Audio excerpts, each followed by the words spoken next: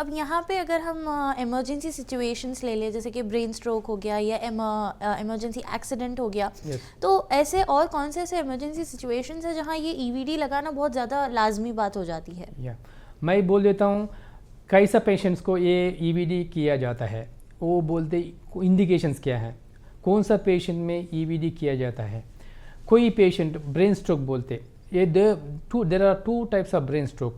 कोई पेशेंट को बीपी बड़ा होने के बाद उसका ब्रेन का नस रहता, नस में बीपी ज़्यादा होने के बाद रप्चर होता, रप्चर होने के बाद ब्रेन का अंदर ब्लीडिंग होता, वो ब्रेन का अंदर खून जमा होने के बाद स्पेशली ब्रेन स्टेम में, वो ब्रेन स्टेम में, छोटा ब्रेन में, ब्रेन स्टेम में, और सेरिबेलर हेमिस्फीयर्स बोलते वो भी, और बड़ा ब्रेन का अंदर कैप्सुलो गैंग्लियन रीजन एक साइट रहता, उसके जगह में खून जमा होने के बाद एक खून अंदर जाता, ब्रेन का अंदर जाता, वेंट्रिकल्स, वो वाटर बैग रहता ना, उसमें जाता, उसमें जाने के बाद ऊपर से नीचे तक सीएसएफ फ्लो है ना, वो फ्लो अपस्ट्रक्ट होता, अपस्ट्रक्ट होने के बाद ब्रेन का अंदर प्रेशर ज़्यादा होता, यही एक कंडीशन। और एक कंडीशन है और एक को ब्रेन स्ट्रोक प्रेजेंट करते हैं, और एक इन्फार्क्ट बोल के रहता।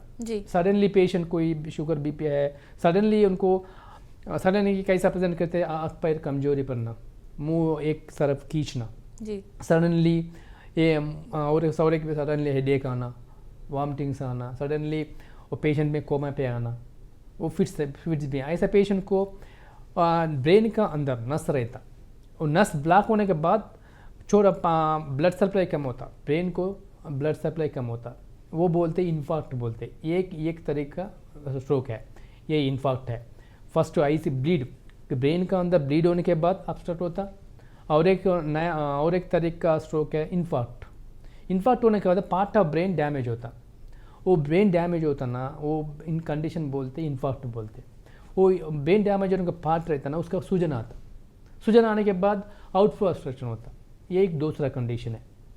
और एक तीसरा कंडीशन है ब्रेन ट्यूमर है, कोई ब्रेन ट्यूमर सेरेबेलम, छोटा ब्रेन में सेरेबेलम रहता, एंड ब्रेन स्टेम भी होने का चांस रहता।